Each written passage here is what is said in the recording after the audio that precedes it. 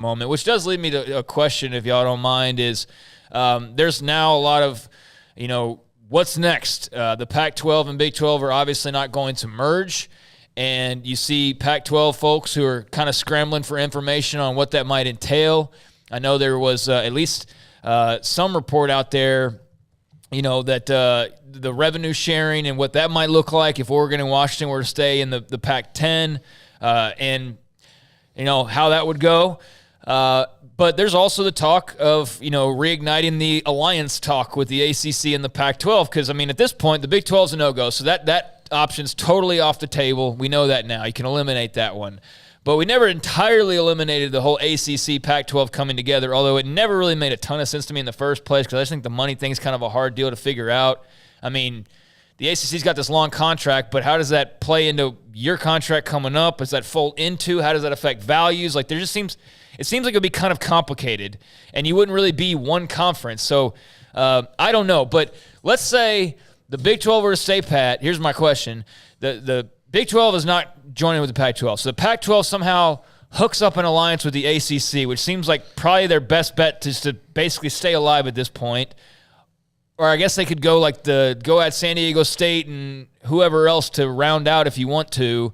But let's say they join up with the ACC, because that's just something that's been thrown out there. How does that, if that at all, change the Big 12 and how they look moving forward? If they did, it wouldn't probably be good for them, because then they've got to work the TV deal. But I think the silver lining there is it makes even less sense for them to hook up with the ACC than it does with the Big 12.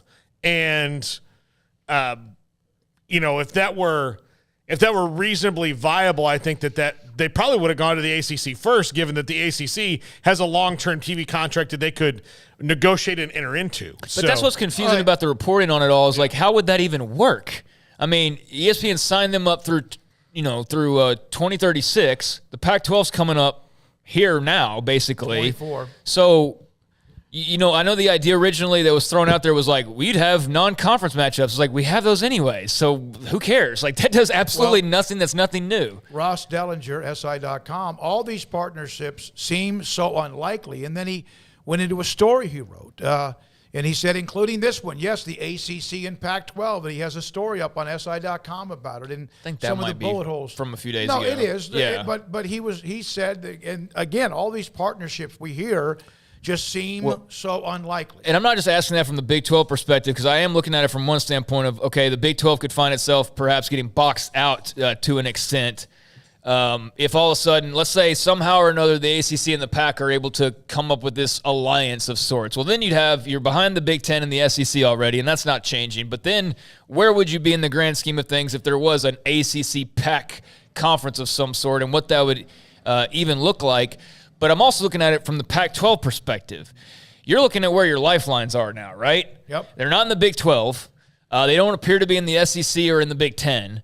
As much as Oregon and Washington and Stanford and Cal and all that rumor about, going to the Big 10 or what, they're waiting on Notre Dame. Notre Dame really is still the wild card of wild cards. Sure it is. And I feel like they can almost go unmentioned, but they probably should be mentioned, because if they were to make a move, then that does change the entire structure and what might happen.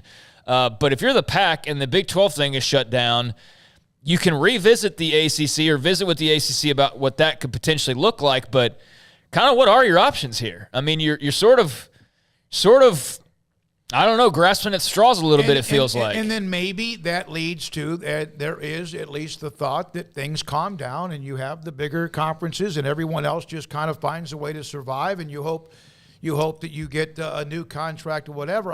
You are getting one, and you're getting it soon because your contract's running out. Well, that will answer the questions. That'll answer a lot of the questions as well.